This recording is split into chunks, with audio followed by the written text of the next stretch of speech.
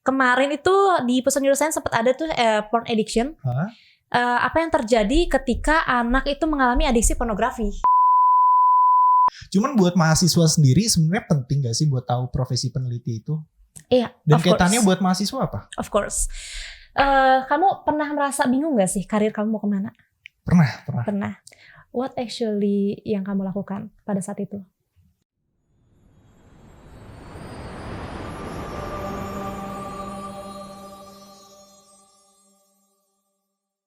Program ini dilaksanakan sesuai dengan protokol kesehatan yang berlaku.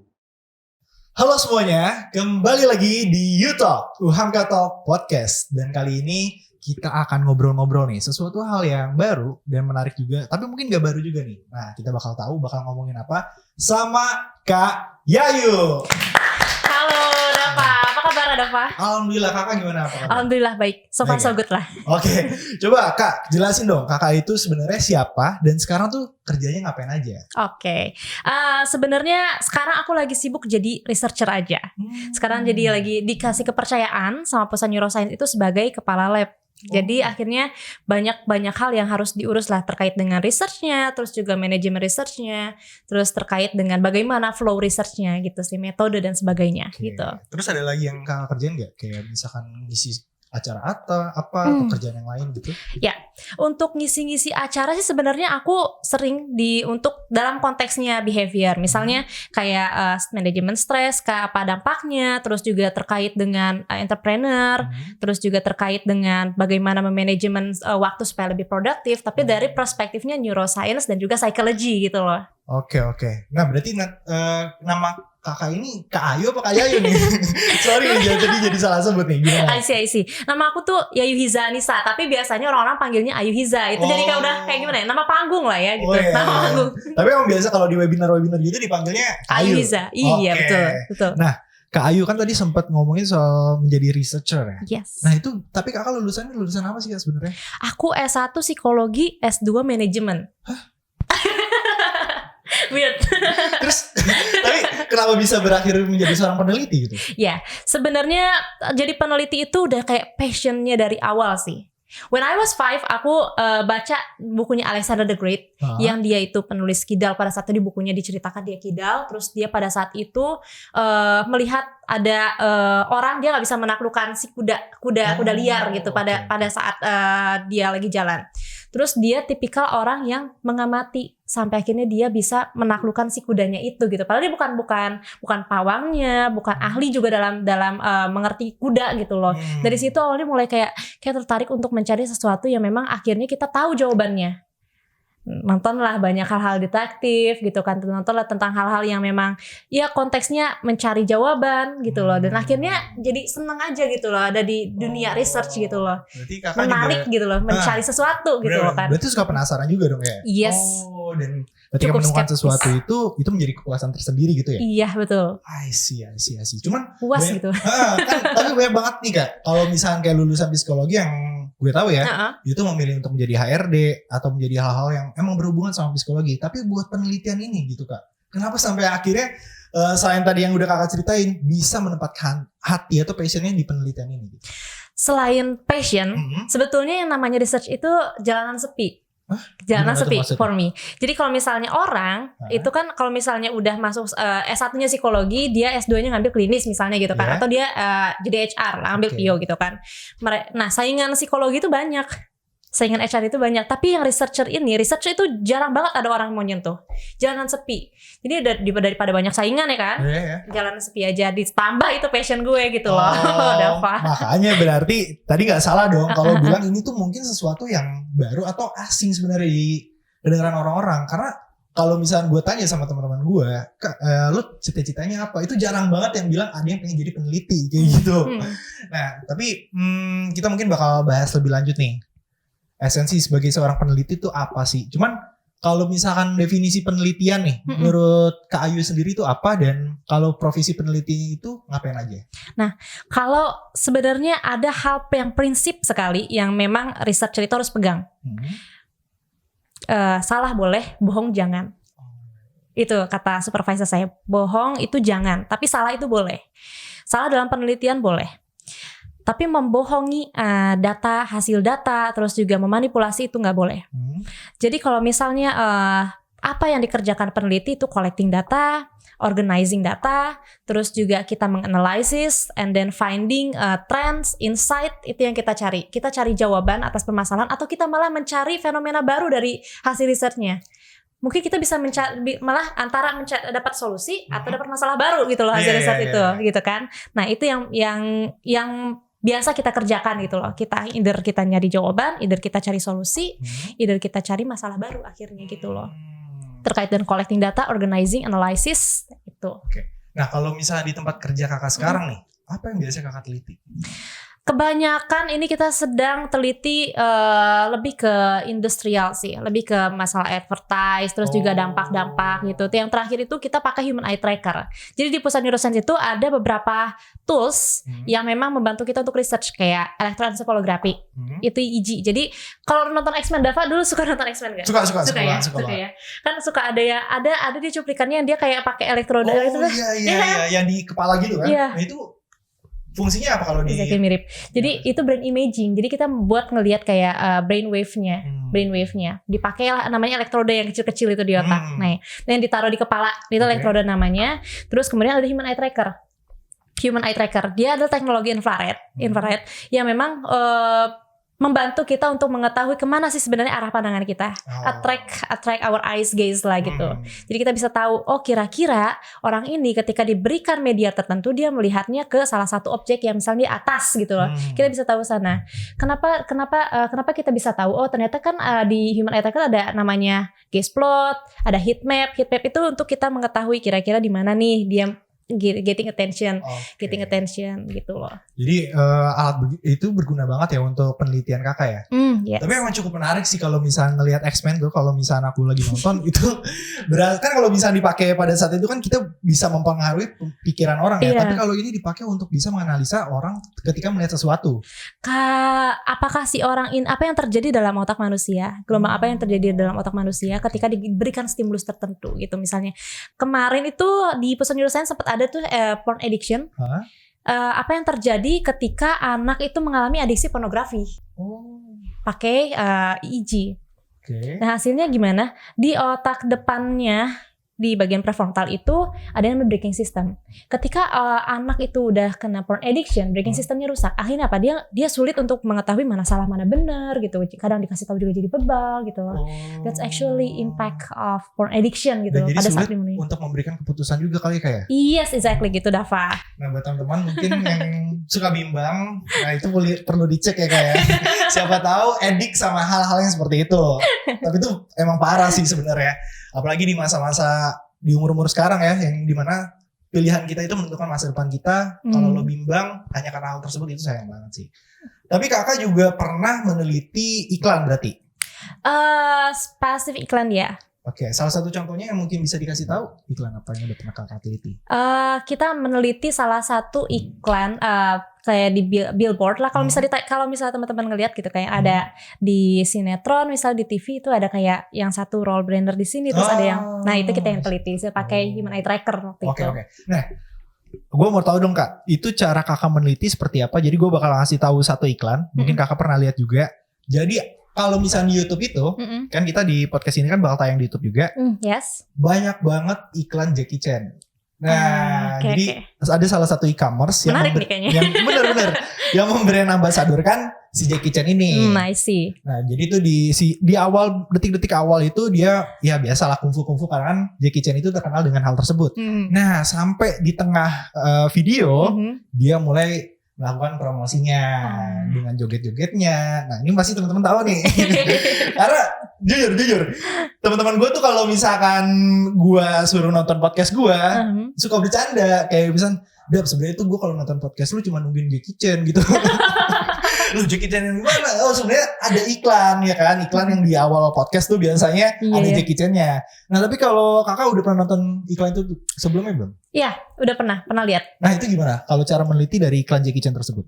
Nah kita mau tahu dulu nih kira-kira partisipannya tuh siapa pasarnya yang mau kita targetkan. Jadi kita harus jelas dulu inklusi eksklusinya. Artinya siapa yang bisa menjadi partisipan. Nah kita filter dulu nih. seorang yang misalnya belanja online gitu kan, berbelanja online, sering berbelanja online, kita harus tahu dulu standarnya. Dalam 1 bulan berapa kali dia belanja online, itu harus kita tahu dulu standarnya. Nah, lalu kemudian selanjutnya apa? Kita harus tahu kesehatannya. Kita bisa pakai human eye tracker. Kalau pakai human eye tracker, kita harus tahu kesehatan matanya. Dia harus sehat matanya, nggak minus, nggak juga silindris, nggak juga plus, nggak juga color blind, juga nggak dia juling matanya. Dan maaf, mungkin kalau matanya agak sipit itu juga agak sulit sebenarnya. Oh, benar nggak? Iya, agak sulit sih pakai human eye tracker. Overall dia harus sehat dan emang sehat. Layak untuk dijadikan subjek penelitian gitu ya. Yes, betul. Oke, terus. Nah, pada saat penelitian ini kita tayangkan nih medianya yang e-commerce tadi. Nah, kita tadi pakai yang misalnya yang e-commerce tadi, yang iklan tadi ya. Nah, setelah itu kita lihat nih kira-kira kita udah oke nggak nih dari resolusi si videonya dulu. Dari si video si iklan yang tadi itu. Nah, setelah itu kita setting environment pada saat penelitian. Environment pada saat penelitian nggak boleh ada bersuara karena itu bisa mengganggu, bisa kasih distraction buat orang-orangnya. Ketika ada noise bisa ngedistract orang tersebut ketika melihat video. Iya. Terus partisipan juga nggak boleh banyak bergerak. Nggak boleh banyak bergerak, terus juga nggak boleh juga dia banyak bicara atau banyak hal yang dia lakukan gitu loh. Memang dia benar-benar disetting untuk melihat si videonya itu dengan fokusnya kemana gitu. Kita pengen tahu fokusnya kemana. Let's say lah kita pengen fokusnya ke logonya misalnya gitu. Kita bisa tahu apakah si orang ini getting attentionnya ke Jackie Chan-nya kah, atau ke logonya kah? Dari situ kita bisa tahu gitu loh. Ternyata efektif gak sih iklannya untuk menyampaikan pesan itu sendiri gitu loh. Kayak gitu. Dan itu menggunakan alat yang tadi kakak sebutin? Iya, human eye tracker tadi. Nah, cuman gue penasaran kak, dari alat tersebut itu outputnya berupa apa? Berupa data kah, tulisan, atau berupa kayak spektrum gitu atau apa? Heatmap. Tergantung, kita bisa pakai heatmap. Kalau misalnya kita mau ngelihat misalnya, berapa kali ya dia ngelihat si logonya itu sendiri gitu. Kita bisa pakai diagram. Batang bisa. Untuk ininya ya, untuk visualisasi datanya ya. Heatmap itu aku mungkin pernah ngelihat gak sih kalau ada yang kayak tanda gradasi antara kuning ke merah gitu loh. Kayak pola-pola pulau gitu. Nah, itu kita bisa lihat getting attention di mana. Semakin merah, semakin dia menitikkan fokus ke situ gitu loh. Oke. Gitu. Nah, ini ada sangkut pautnya nggak sama yang namanya neuromarketing? Yes. Exactly. Neuromarketing itu kan sebetulnya kita bisa lebih tahu nih kira-kira bagaimana dari si behavior ataupun pola pikirnya si consumer itu sendiri gitu loh terhadap satu produk. Nah, dengan adanya human eye tracker ini atau EEG ini itu dapat membantu lebih efektif gitu loh. Kita bisa tahu kita mau menyasar kemana sih sebetulnya. Kita mau menyasar ke logonya kah atau kita memang mau pesan ini tuh efektif. Apa yang terjadi misalnya di otaknya manusia ketika dia diberikan stimulus informasi-informasi pada iklan tertentu gitu loh misalnya.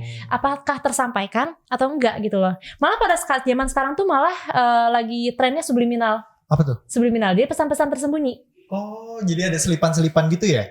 Ya, misalnya bisa dari musik, bisa dari kata-kata gitu kan. Jadi kalau misalnya ada orang yang ngelihat misalnya ada iklan di belakangnya itu misalnya bambu gitu kan. Itu jadi kayak sedikit banyaknya mungkin kayak doktrinasi atau pesan-pesan tersendiri yang terkait dengan ini misalnya punyanya China misalnya, misalnya ini di mana gitu kan. Misalnya contoh yang Jackie Chan itu kan di balik-baliknya itu bambu misalnya, bisa mungkin saja itu subliminal message atau bukan gitu loh. Itu loh. Jadi ada doktrin-doktrin tersendiri gitu yang memberikan bahwa itu message-nya loh gitu. Tanpa harus diberitahu secara belak-belakan gitu. Iya.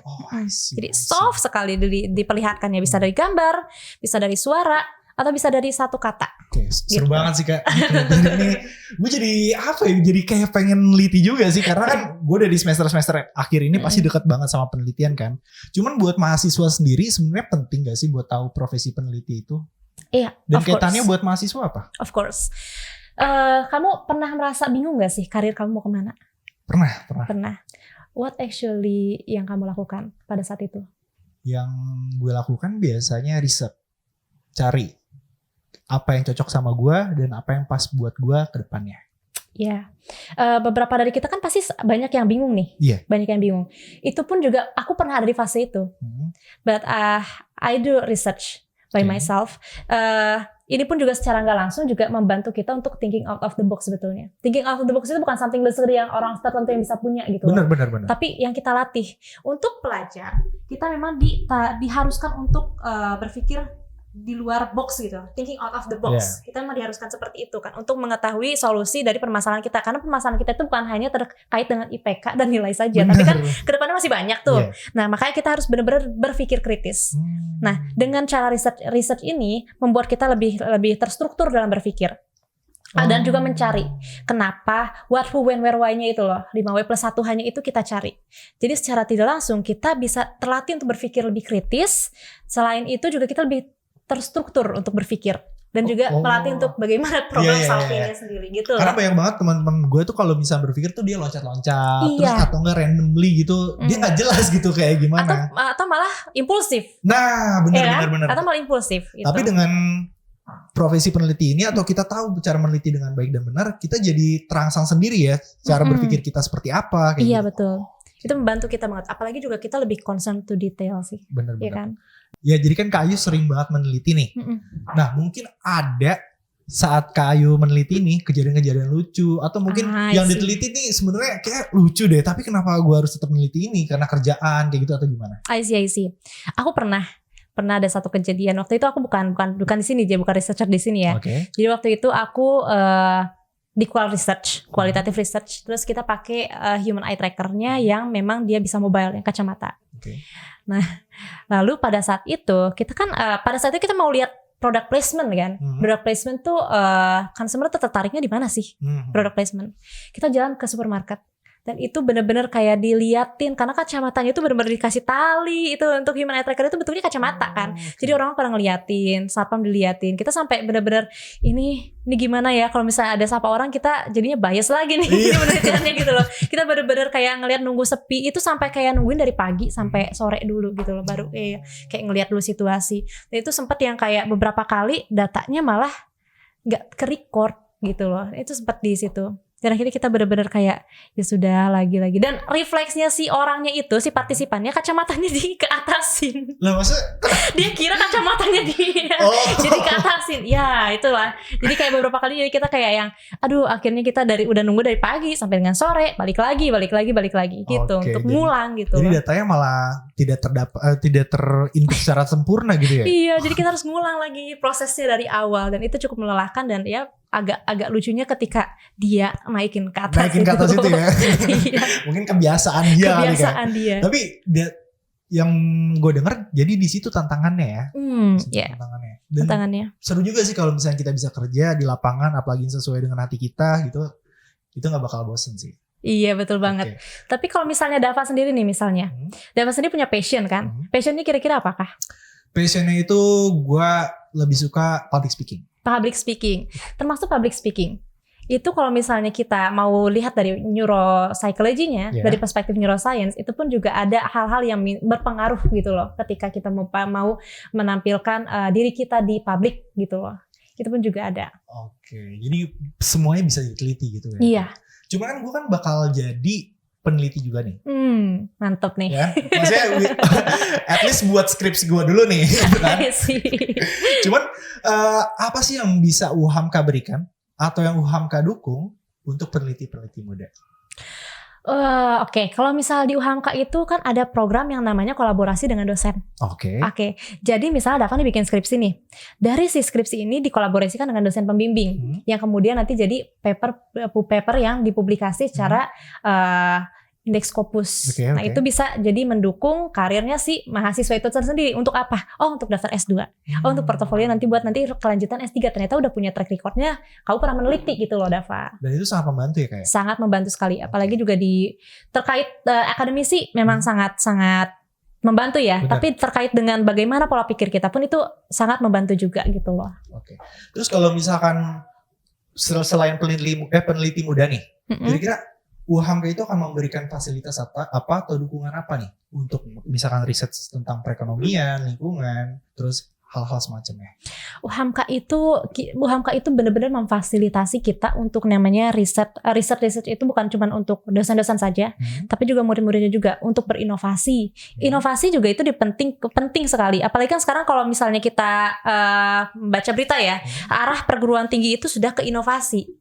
Artinya untuk apa? Perkembangan ekonomi juga iya, ya kan? Untuk kitanya lebih maju juga iya. Untuk perkembangan pendidikan keberlangsungannya pun juga iya gitu. Jadi apa yang sudah difasilitasi dengan UHAMKA itu adalah memang jalannya sudah tepat gitu loh. Ada kolaborasi, terus juga difasilitasi dengan adanya dana hibah gitu kan. Adanya juga dengan pusat studi. Di kita kan kalau nggak salah ada 7 pusat studi ya kan? Iya. Oke. Dan itu semua berasal dari PNU juga ya Kak ya? Bisa. PNU malah udah beberapa kali mahasiswa-mahasiswa yang melakukan penelitian bareng sama kita. Dan itu menjadi sebuah pencapaian berarti kan ya? Yes, betul banget. Gue juga ada pertanyaan terakhir nih buat lo. Oke. Sebenarnya ini pertanyaan yang lu bisa jawab terserah lu deh. Tapi ya jujur-jujur aja. Untuk menjadi seorang peneliti itu sebenarnya menjanjikan gak sih? Untuk jadi seorang peneliti depends sih sebetulnya. Kalau misalnya kita benar-benar sungguh-sungguh dan kita tahu pathway-nya kemana, itu bisa jadi menjanjikan. Tapi kalau misalnya kita memang ya so-so lah untuk peneliti, cuma cukup meneliti, publikasi, selesai. Tapi tidak diikuti dengan brandingnya. Itu sulit sih. Karena di Indonesia sendiri untuk peneliti itu pertama masih jarang. Yang kedua, ya kita semua tahu lah bagaimana kita dihargai di negeri kita sendiri. Bener, gitu. Malah banyak yang keluar ya. Iya, terkait dengan regulasinya gitu kan. Itulah. Oke, berarti kita udah tahu nih teman-teman apa aja sebenarnya benefit menjadi seorang peneliti dan tujuannya apa aja. Terus apa aja nih PNU yang udah mereka kasih untuk para peneliti muda dan peneliti-peneliti yang lain. Kalau kayak gitu mungkin terima kasih banget nih Kak buat waktunya. Oke. Dan gue pengen Kak Ayu ini memberikan statement lah atau argumen buat teman-teman yang mungkin masih bingung kenapa sih gue harus menjadi seorang peneliti dan peneliti itu pentingnya apa sih kayak gitu. Oke.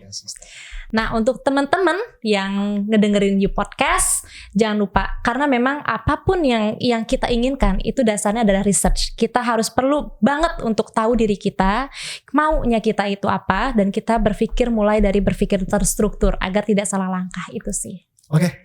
Kalau kayak gitu gue jadi makin penasaran banget nih buat mungkin nanti gue bakal jalan-jalan ke PNU dan nanya-nanya lagi sama boleh gue tunggu ya. Siap.